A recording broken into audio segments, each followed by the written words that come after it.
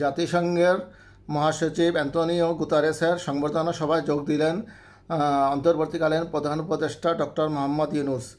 জাতিসংঘ মহাসচিব অ্যান্তোনিও গুতারেসের আয়োজিত সংবর্ধনা অনুষ্ঠানে যোগ দিয়েছেন বাংলাদেশের অন্তর্বর্তীকালীন সরকারের প্রধান উপদেষ্টা ডক্টর মোহাম্মদ ইউনূস। আজ স্থানীয় সময় মঙ্গলবার সকাল 8টায় যুক্তরাষ্ট্রের নিউ ইয়র্কে জাতিসংঘের সদর দপ্তরে অনুষ্ঠানটি শুরু হয়, যেখানে সাধারণ পরিষদের ৭৯তম অধিবেশনে যোগ দেওয়া বিশ্ব নেতাদের স্বাগত জানান গুতারেস। সংবর্ধনা অনুষ্ঠানে ডক্টর ইউনূস ব্রাজিলের president Luiz Inacio Lula da Silva, মরিশাসের প্রেসিডেন্ট পৃথ্বীরাজ সিং রূপন, জাতিসংঘ মানবাধিকার হাইকমিশনার ফলকার টুর্ক সহ অন্যদের সঙ্গে কুশল বিনিময় করেন। জাতিসংঘ সাধারণ অধিবেশনের ৭৯তম অধিবেশন আজ শুরু হচ্ছে।